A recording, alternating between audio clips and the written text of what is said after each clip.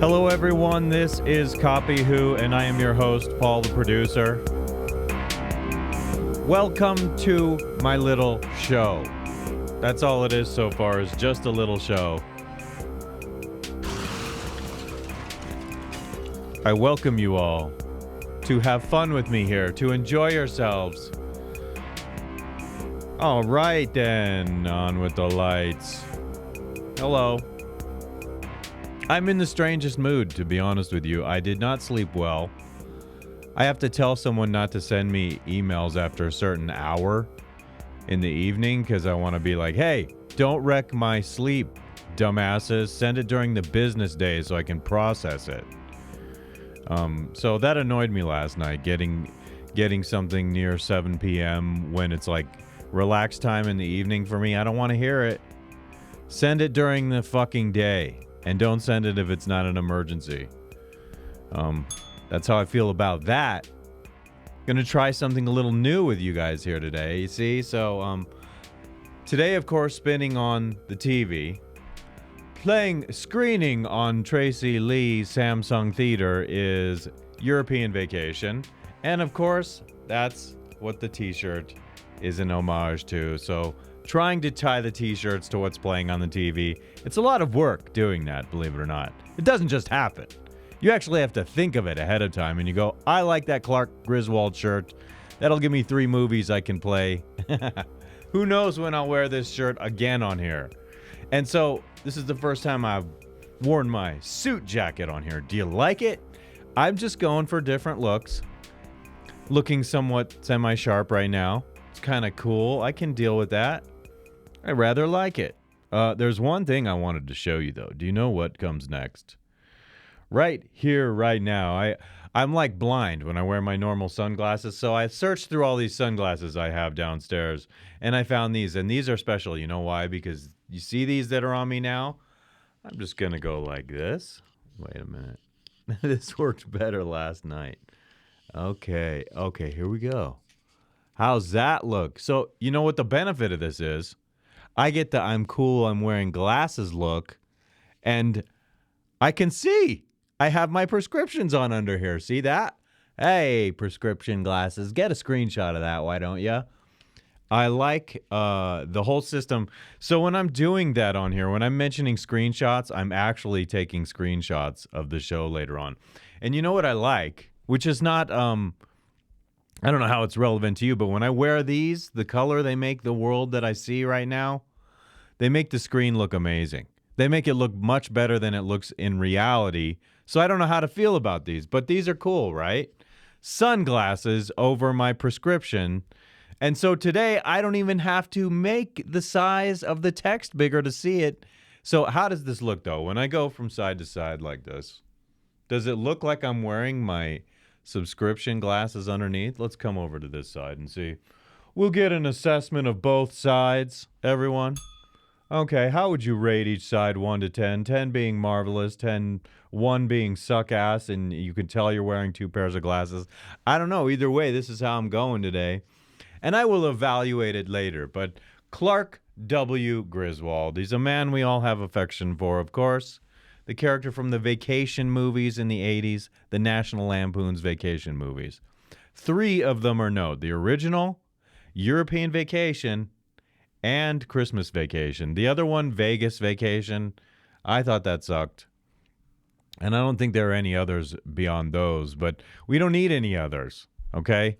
You reach a point where you pass the cool of an idea and you should leave it behind.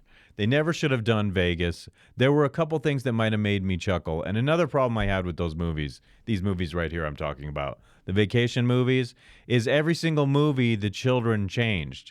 And I only liked the children in the first 2 movies. So you had, it was Anthony Michael Hall playing the son of Clark Griswold in the first one. Hilarious, perfect. I'm so glad that guy came to fame, Anthony Michael Hall, because he's given me a lot of laughs. I'm grateful for those. Anthony Michael Hall, you, sir, thank you for the laughs. I don't know who the kids were in the second one. I believe the girl who played the daughter of Clark Griswold in European Vacation, I can't remember who she is, how she's related to someone famous maybe, but she died. And so, in real life, that's not a joke. I'm not being silly. She actually passed away. And I liked her in that role, this movie right here. See, let's see if we can do a little, we're close up on that now. Look, we'll get this Clark Griswold in there. And there's Carl, but my chair is blocking. Maybe I need a different chair so it doesn't screw up that view nearly as much. But I like the glasses on here. Do you mind me wearing these glasses? I don't like I keep testing to see I can't really see the prescription when I'm wearing these. These look a little more like bug eyes, the way they bug out on my face. I don't know that I like them. So, we'll just keep testing those out. It's Wednesday morning, 7:01 a.m. Mountain Standard Time. And here I am. I'm here for you. I'm getting this over with because I woke up early. I remember I had a different schedule. I used to record these after lunch, and I would like eating after lunch, doing it after lunch, because I felt like a half an hour into it, all that energy from the food is like coming into my brain, and I like that. Why don't we just do our thing really quick here? This is ritualistic for me. It's part of the show. And I'm going to have more musical backtracks. So, every time I'm filling my water, I might be playing a musical backtrack. And I'll grab one of these over here. Okay, right here. In there with that. All right, and I'm just going to play around with some special effects really quick. Once I get this water mixed with my CBD right here. Good morning, everyone. This is Copy Who. Uh-oh. This one is broken. That will not do. This one is intact, okay? Now we stir it. The stirring ritual, everyone, and we taste it. How is it? Well, it's the same gnarly tasting CBD supplement that I have been having on here every single time, but I'm used to it. I've acquired a taste for it, and it's not so bad. And so people are like, you're saying nothing, but I'm saying something. Indeed, I'm saying something. And if you're sitting here listening to me saying something, or actually, if it's nothing, why would you be sitting here listening to it? I wouldn't stare at a blank screen. This is obviously not a blank screen. It's a very colorful screen. I've been busting my butt trying to make this a very colorful experience for you. Coordinated colors. Coordinated styles. Whatever all that crap means. What do I have on here? I want to just tell people to continue hanging out for a year. And I have questions that I wrote down here. What do you think this will be like if I get a chance to go another year doing this? 3 times a week, 4 weeks a month. I'll probably be taking breaks here and there. I know I'll be taking breaks to just reconstitute myself because this has taken a lot out of me. I've been putting a lot of hours into this every week, in case you couldn't tell. But what do you think it would be like over the course of the next year? Because I'm going to have live guests. I'm going to start playing music on here in some new capacity. And I'll hopefully bring people into the fold, and I'll have new crew members. So don't you want to see that growth?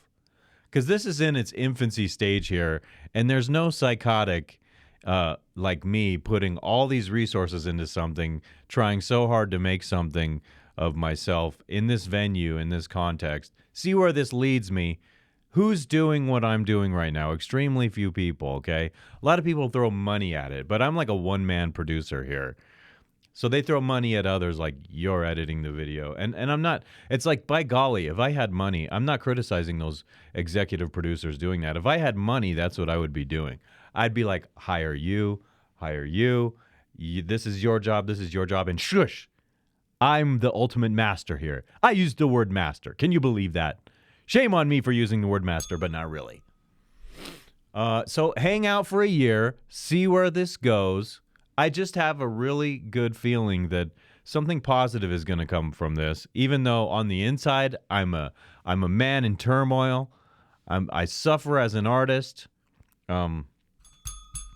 On a slightly different note, let's segue with a big crash like that. I went down to practice karaoke yesterday morning, songs that I sing for karaoke, and I practiced probably for about 45 minutes in the morning, and I did a fairly good job. Like, there were a lot of songs that I practiced that were executed decently, except that because, as I've shared with you in recent shows, I've been eating marijuana edibles here and there. Yesterday, I was distinctly marijuana edibled, past tense, if you know what I'm getting at. Wink, wink.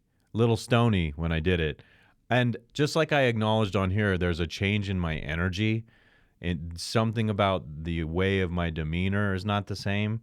And I don't personally necessarily always like it. There are pros and cons to using marijuana creatively, recreationally, whatever you want to call it. There are pros and cons, and I don't always like the way that it makes me feel.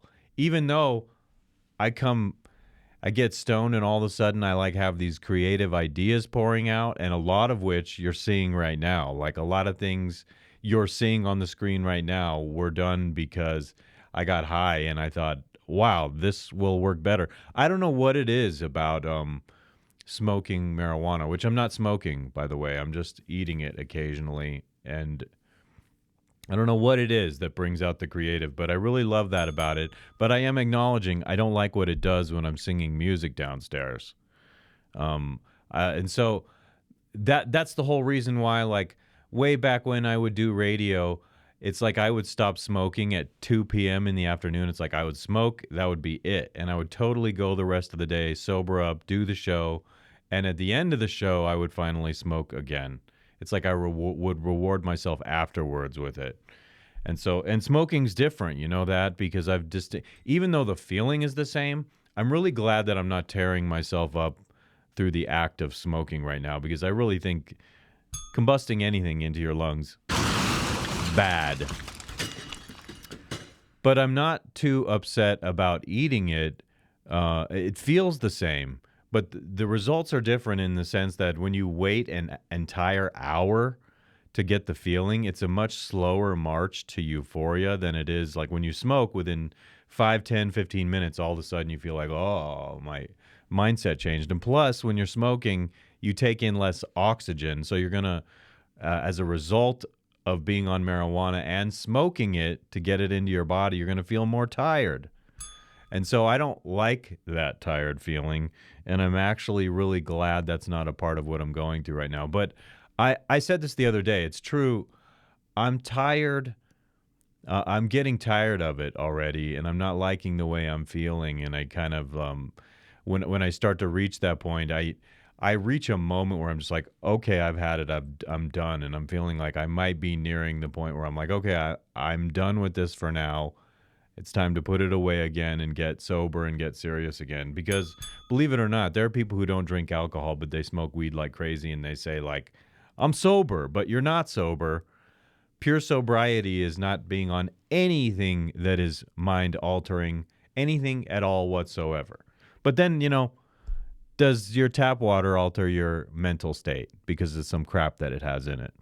Does the sugar in your Coca-Cola probably alters your mental state? The caffeine in your Coca-Cola. I'm really talking about emptying out as much as one can conceivably from mind-altering and physical-altering drugs. So anything that has like a pain pill effect that makes your body feel light and warm, you're not going to be one of doing that. I'm not joking around today like I normally do. Because nothing's funny. Nothing's funny. Everything's sad today. And I'm wondering what's manifest in my mood right now that would not have been if the email that I got at almost 7 p.m. last night had just waited until today. It would have changed my whole state of mind overnight. So I'm going to be like, hey, if you don't send me shit before 5 p.m., I don't fucking want it. And if you send it to me after 5 p.m., like 7 p.m., when I'm supposed to be winding down for the day, then I'm going to fucking say something about it. Don't send me bullshit at certain times of the day. Save it for the day when I can emotionally process it so that I can have a normal wind down in the evening. But I don't want bad news in the evening. Fuck people. Seriously.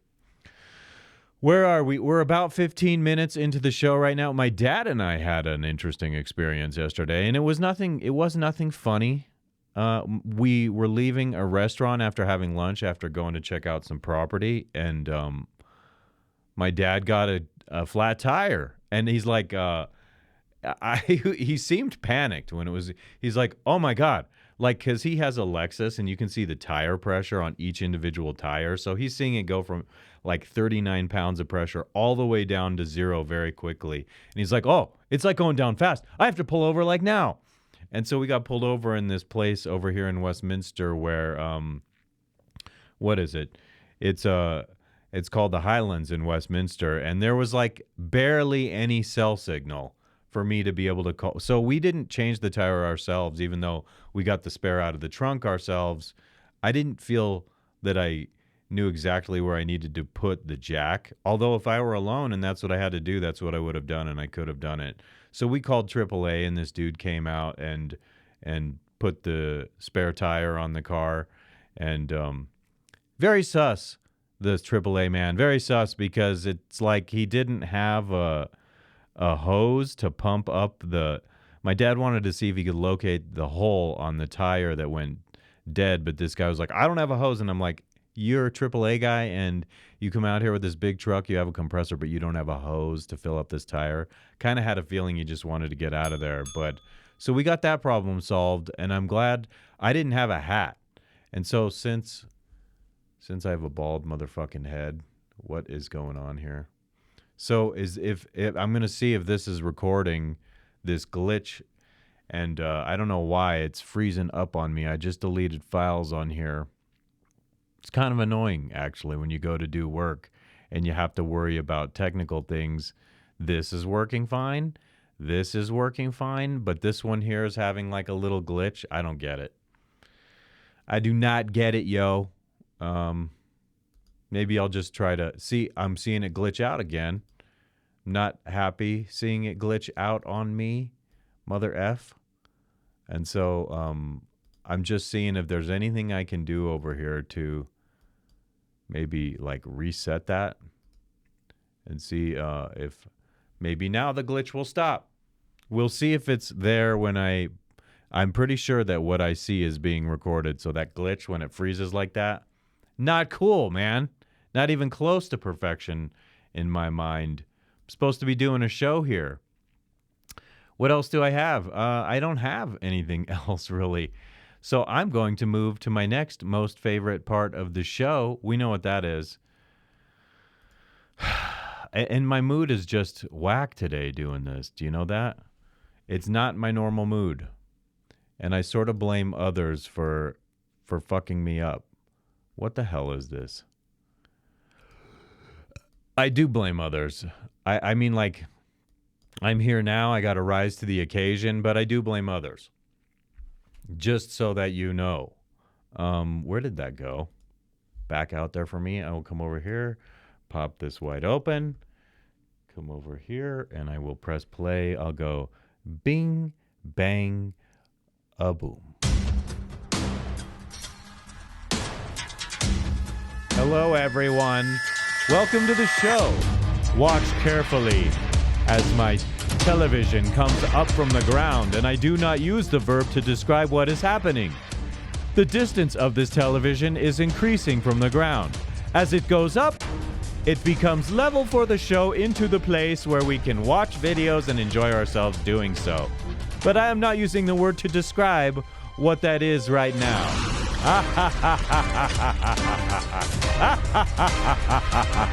What? That's all I got is a laugh for you right now. All right, people. Yes, sirree, Bob. No, that's another thing I say. I don't want to say yes, sirree, Bob. It's not what I want to say. My shit's still freezing up on me. Like, what the fuck is wrong with this thing? Anyone? Can anyone explain to me why the fuck this thing is freezing up on me? I am not happy with that happening right now. We may have to cut it. I don't know. I'll just keep going for now. Can you dig it or not dig it? I cannot dig it. So my enthusiasm is a little bit not what it should be right now because this shit is not working the way it's supposed to. So I always say, like, when I'm ready to be creative, I don't enjoy dealing with technical things. I restarted this computer today, and I want to know why Like, why sometimes does it glitch out and why other times does it not glitch out? What's the problem here? Can somebody please explain to me WTF is the problemo here? I do have a first video to go to here, and I remember this. I don't know that this is real, but it tripped me out fiercely. Okay, is this real? That's what I want to know from somebody. Can someone please tell me, is this shit real? Woo! And so zoom up on that right there. Here we have, that's Emma Watson apparently, or so it seems. Is this real or not real? Watch what happens here. This is disturbing to me. What? Why don't I hear any sound now? Why would I not hear any sound? I see Procaster main. Is there no sound on this video? So that trips me out. What just happened there? Now I'm going to find out if there's sound. Oh, there is sound on the videos because I just played. There. There's the sound right there. It's just that stop. I don't like it when this goes to the next video. It's like, is there a way to turn that feature off? Because I do find that annoying. What this is here is tripping me out. So it looks like Emma Watson. Is this really a person with a face that they just painted on to make it look? I don't think that's possible. I think that's some kind of deep fake effect right there. Does anyone want to confirm that for me? I don't know. Trips me out. But I mean, like, you can paint on. People do it all the time. They're makeup artists who paint on their face, and they create the look. So you could take someone who doesn't look like Johnny Depp, you can paint shades on their face, and all of a sudden it looks like Johnny Depp. I follow some lady who does that on social media. Not too pleased that this is choppy. It's really interfering with my flow today. I had a good flow during the last episode, and this one is not. It's not materializing for me. But what am I doing? What am I doing? You should, Paul, let me talk to myself third person really quick. Dude, you should never be so disparaging about what you're doing here. It's just that it's that age-old problem. Like when I was younger and I would try to record music and I'd be recording music, let's say on Cubase on a Windows computer, and all of a sudden I'm in the middle of like writing out some notes or something and it just crashes. It's gone. It's not saved. Gone. And so that's what's happening to me here. It feels like when it's chopping up like that, when it's slowing down, you're not knowing why. You're frustrated about it. That's exactly what I am. Like, I want to know if there's a way to defrag these hard drives on this computer because I know they get fragmented and you have to defrag them on Windows computers. What's the deal with Apple? Let's go to the next video I have in my queue. So this is somewhat interesting to me what Pete Townsend admitted here. I have a timeline written down for this. What is it? 3:35. 3:35. Okay, so I bring it here and I go zing. And okay, so that is the deceased Keith Moon, and it's just before this question is asked of Pete Townsend. We don't agree on it. Work it out. Yeah.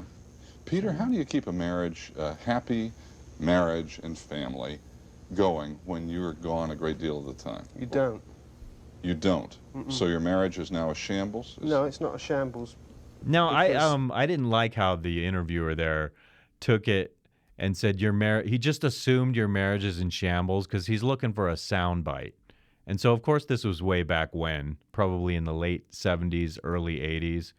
But it's like, why do you just assume it's in shambles? He's acknowledging that there's difficulty maintaining a relationship while you're a rock star on the road or something. So why? Why would you just, whatever, man. Keep going. Dumb interviewer. I kind of like how blunt and honest Pete Townsend is here during this moment. After every tour, you run home and you try and put it back together again, but you certainly don't keep it together if you're out on the road. How can you if you're not there? I mean, well, how do you do it? How do you patch up? Well, at the moment, The Who haven't actually toured for 3 years, so I've had 3 years at home, taking the kids to school, you know, taking flowers home after a day at the office and so on, and then you start to build up a relationship. But, you know, my life has been split very much between relationships with Your buddy? Mrs. Townsend Moon and Mrs. Townsend. You know, it's Which one do you it's love been, more? For me, I mean, the last 3 years have been the happiest. I of think my I would life as prefer far as- Mrs. Townsend. Let me see if I can find a picture of Pete Townsend's wife. I'm going to do that really quick because that sounds interesting to me.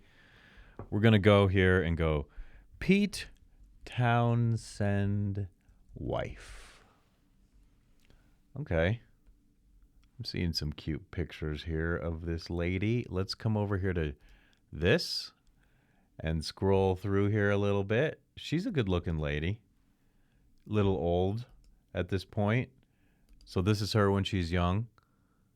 I'll tell you what, of course, you get in a famous rock band, you will not have a problem marrying up. But what they're talking about in the touring and stuff, I believe is probably true, that you're so bogged down with the difficulties of touring that your wife is going to hate you. Let's just keep going a little bit more with this. As far as my family go, but I mean, it has been at the cost of road work. Right. You know, and the album, which has taken 3 years to produce, you know, because we haven't actually been, if you like, a full-time band. Right. You know, we've been doing other things as well. Would you rather be on Is the that road, a real Keith, than band? staying at home? It's not the same when bands are not like creatively engaged, obsessively engaged with what it is they're doing.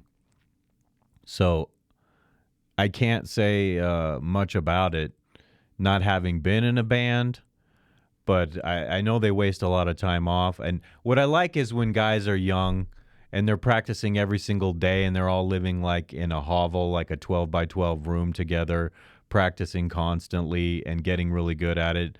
That's really the storyline that is interesting to me. It's not people who make their fortune like Mr. Pete Townsend here and they're like, oh, it's kind of like we don't make music very often. We hardly see one another. And so it becomes exclusively a business at that point. And that is the point where like a band loses its special interesting something. I don't know why you'd want to grow out of that initial fire. I say it all the time, like with Def Leppard, they have this magic in their first few albums, especially up to Pyromania. On Through the Night, High and Dry, Pyromania. And then all of a sudden you do get Hysteria. That was big and popular. But my point is you can hear the absolute magic in what they were doing in those young albums. Right now they make albums and they're exceptionally well produced, but there's just some kind of emotionality behind it that's missing when you don't have the fire of the young person trying to make it. And I think that's a beautiful thing. I think it's something I used to have more of when I was younger. And only recently doing this have I started to feel that rekindling of that passion when you want something to be recognized and acknowledged so badly. It's what I'm doing here. Is it as good as playing in a sophisticated band, like complicated music and stuff? I seriously doubt it. I'll tell you what, I love being able to see. So right now I have the coolness of sunglasses on, and I don't have the dorky glasses look. Or maybe people are like, yeah, those are pretty dorky looking glasses, but it's also, it serves a second purpose. These bright lights around me, okay, they feel oppressive to me, like, raining down on me, and I feel like I can't quite think straight. And so it's a pleasure for me to be able to dim them a little bit. It's a relief, I should say. Whatevs. Is this movie still going back here? Yes. We're still watching European Vacation down there. I hope you enjoy it. Is that technically illegal? I would like to know. I'm not trying to break the law per se. I know if the sound were there suddenly, it would be like a different thing. Sometimes I put things up on this screen right here that I'm worried about having a deleterious impact on what people think. Some people think it's stealing, but I think it's like, I want to comment on culture. I want to comment on things happening.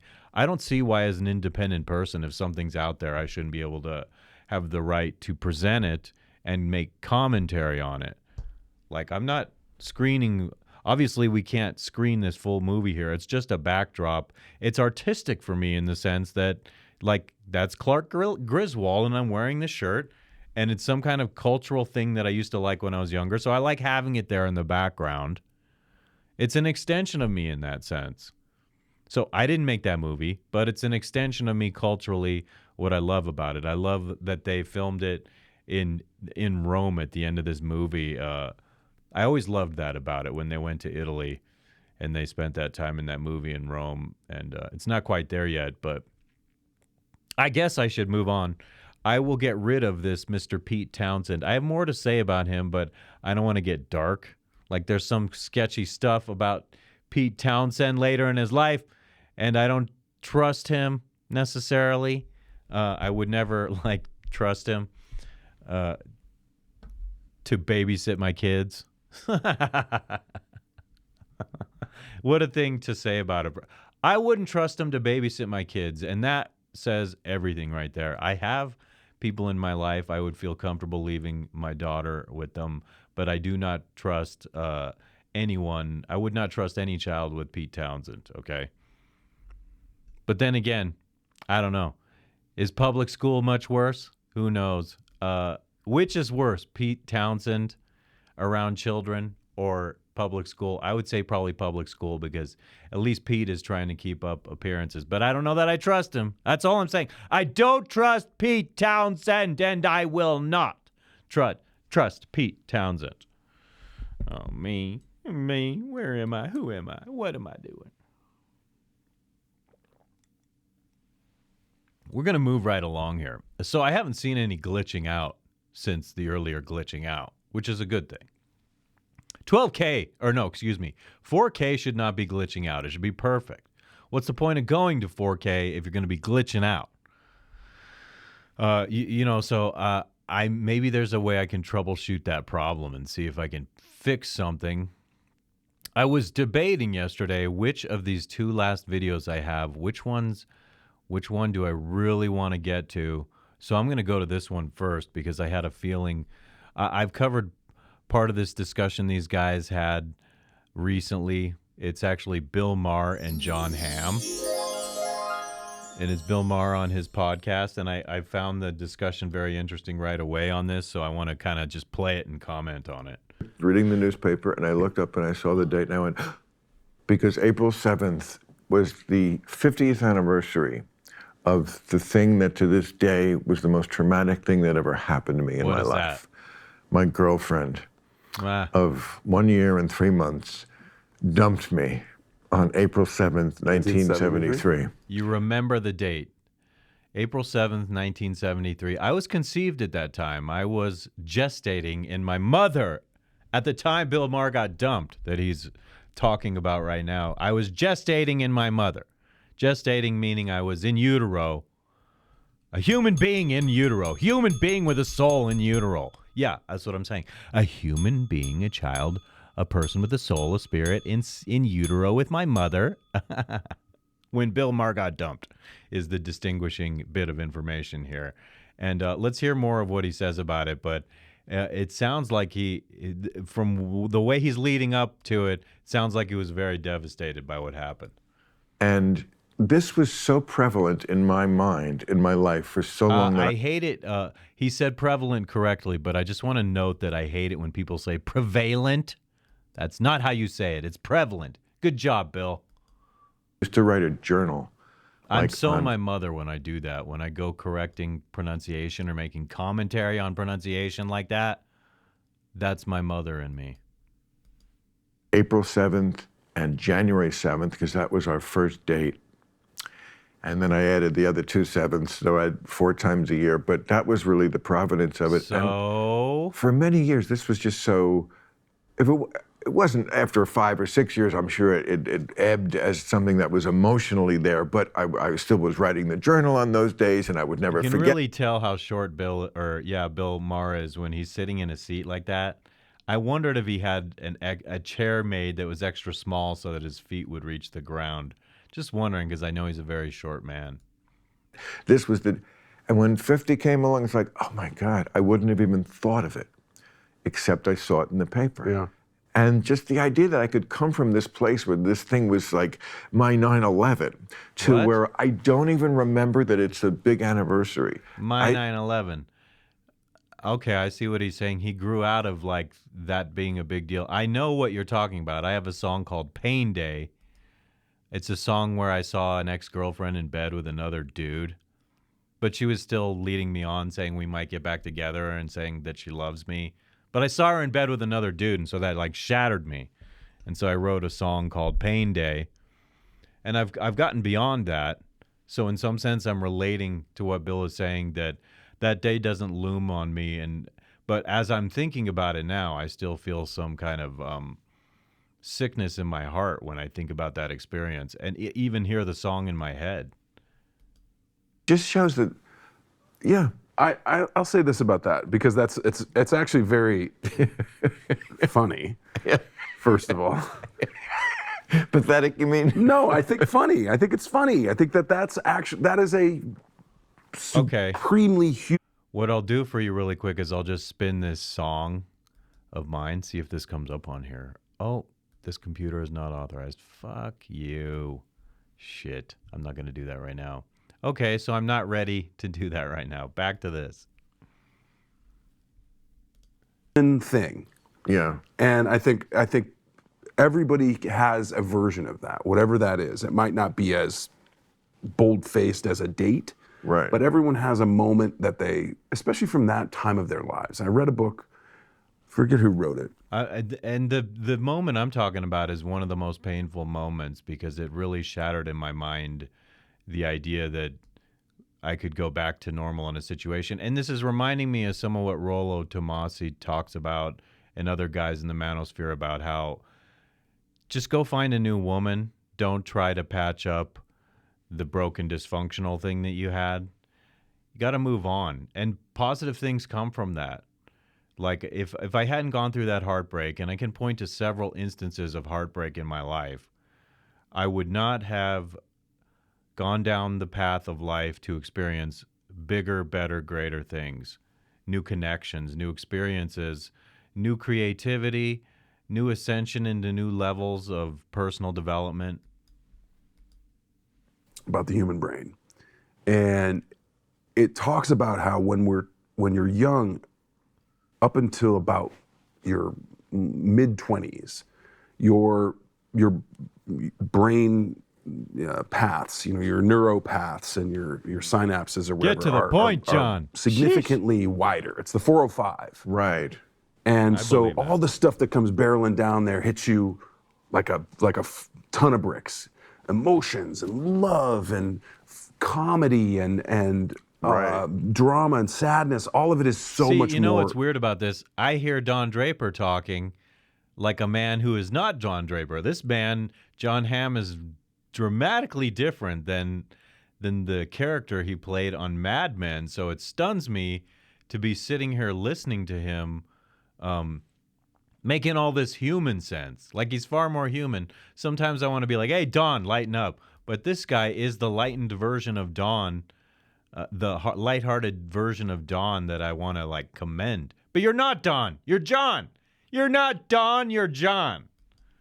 Elevated when you're that, because the literally it's a physical thing. Not to interrupt, I'll let you get back to this in 1 second, but that thing about narrow and wide pathways is true of all the things in the body. It's why Ain't it, though? people have Well, I think urinary. the metaphor they're making is like, as you get older, you kind of have more of an emotional bandwidth.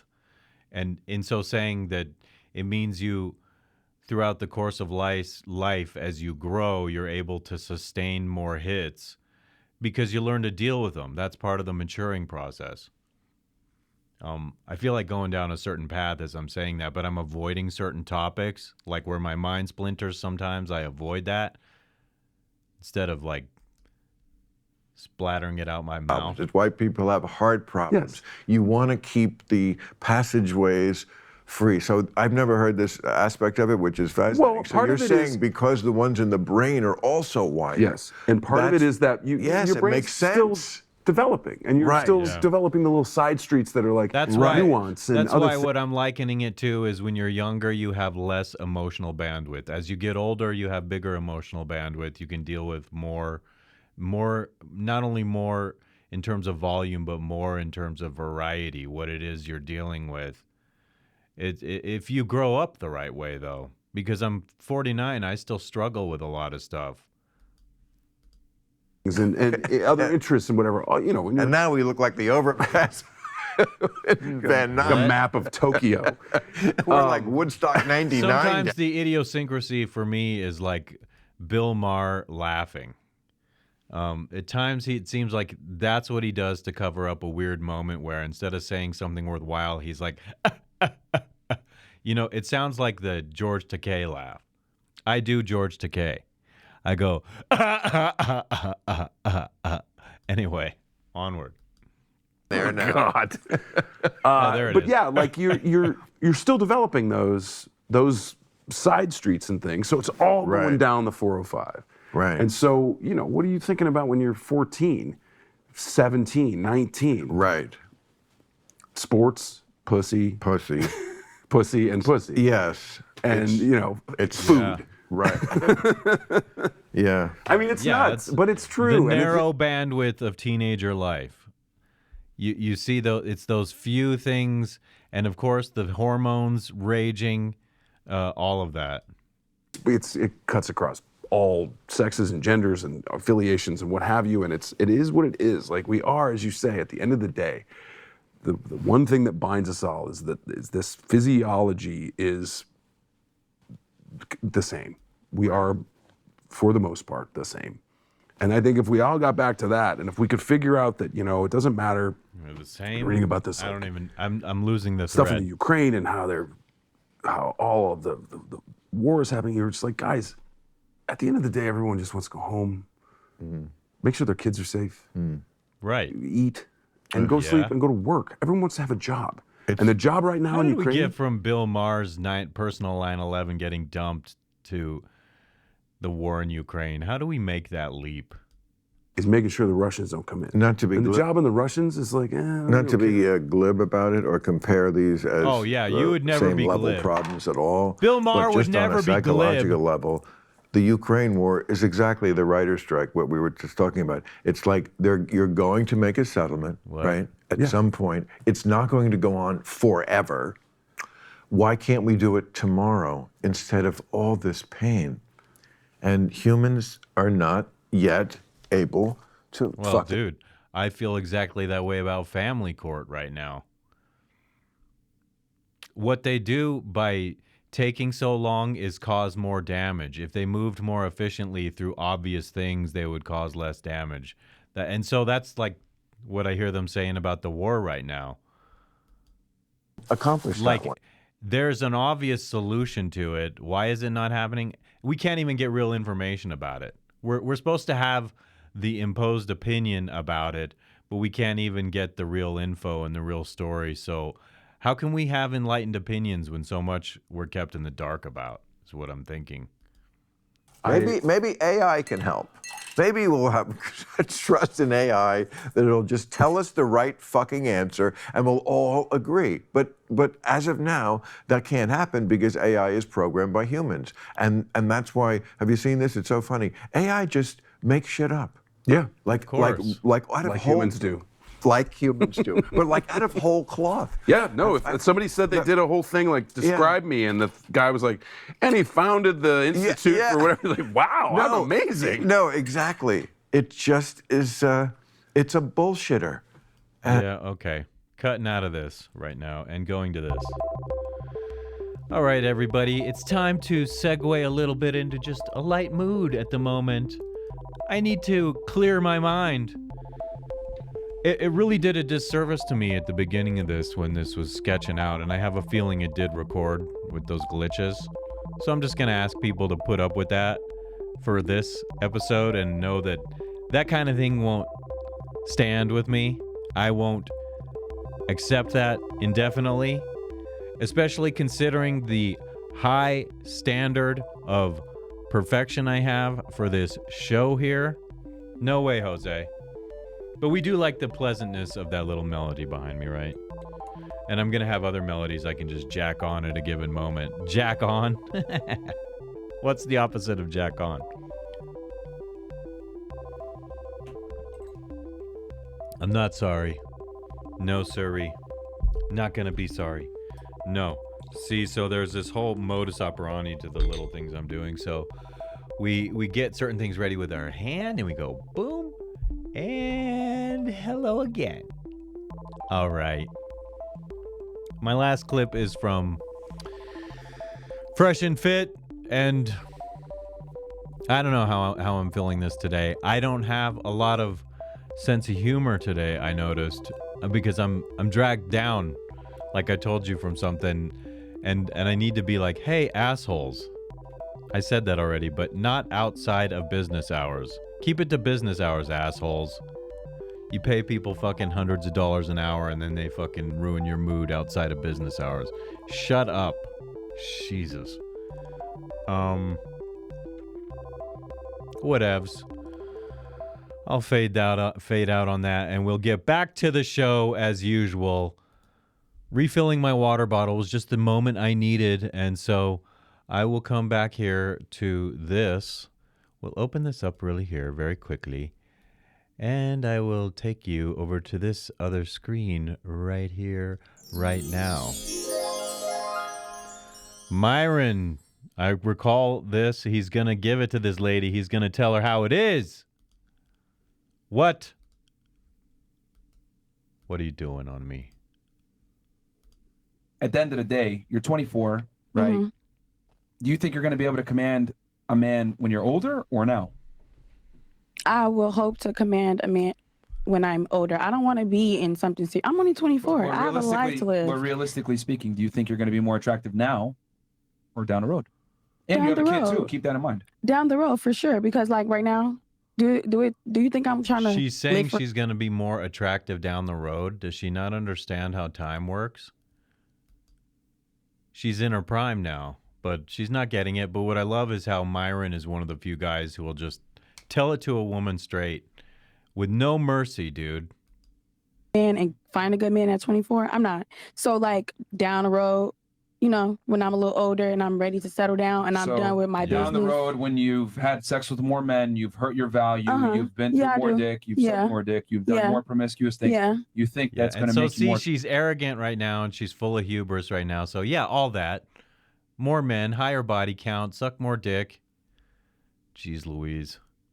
To a man that's going to want Yes. to take you seriously? Yeah, because I'm not a low value woman. So She's not The getting answer it. is no. You actually are significantly reducing your value the more people you have sex with and the older you become. And but on do top y'all of think that, we live for y'all? Like, why do y'all think that we trying to please y'all and we're out here trying to like be holy for a man? What is a man to keep nowadays? okay, well, you don't have to keep a man, but we know that typically a woman gets the most satisfaction from having a man long term, having a family with that man. Women typically value relationships more than men do because women are more interested in people, men are more interested in things.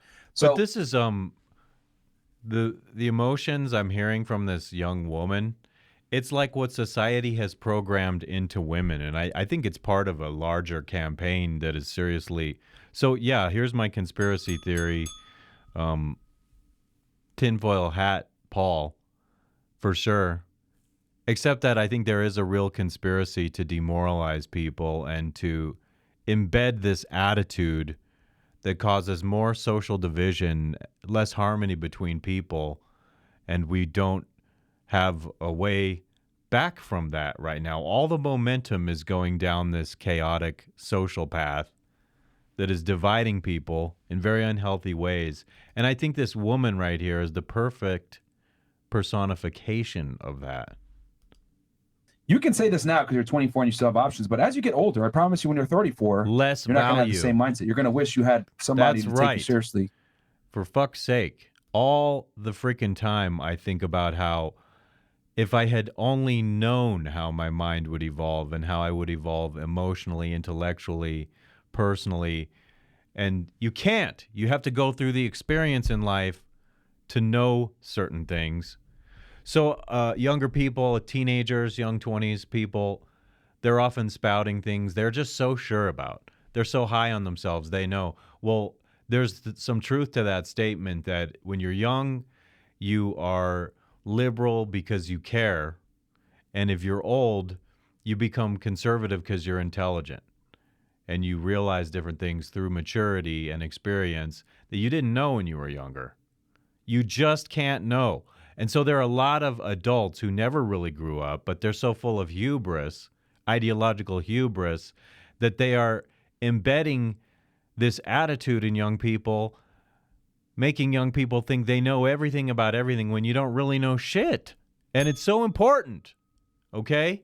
This is something I've told my own child. This is something I think about in my own life. You don't know shit until you realize you don't know shit. And it's an exercise in humility, in modesty. In order to have that attitude, you've got to be somewhat humble. And I think humble delivers more in the way of return on investment intellectually and with maturity than being arrogant does. When you're arrogant, it usually does not lead you to being a better person. The only way you can become a better person from being arrogant is having a revelation where you realize arrogance and hubris do not serve you very well. And this woman is full of arrogance and hubris. It's like immaturity, too. So all these things embedded in young people. I do think there's a larger conspiracy to make people bigger assholes to one another, especially to break up women and men working well together, replace it with a society that's broken down. It destroys families. It's Marxist in nature. If you really want to get down there to the root of it, it's Marxist in nature. Mm-hmm. Down the road. And also, we mentioned earlier about the stress and the pressure. So of being the woman independent. he's talking to, I don't even think she doesn't even have a comprehension of the value he's talking about. The detail of what that means, the value he's referring to, she's just completely taking it for granted because of arrogance and immaturity and inexperience. And being Mhm. alone. And a couple of these, this girl here is very beautiful, I must say, right here. That's a beautiful woman right there.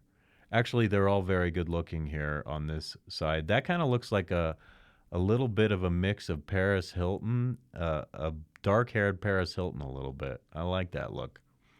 Time for the beauty, what do you call it? Beauty evaluations right now.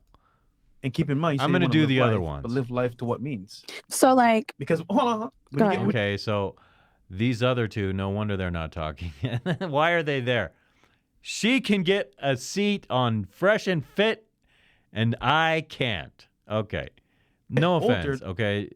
It's like I'm endeared to her that she's keeping her mouth shut. Although I didn't hear the entire recording, like usually the quiet women on this show are the ones I'm more inclined to say they know they're mature enough to say, hey, I'm not going to say something stupid that I regret. I'll keep my mouth shut. And that's an indicator of intelligence for me. Not an IOI indicator of intelligence, not an indicator of interest.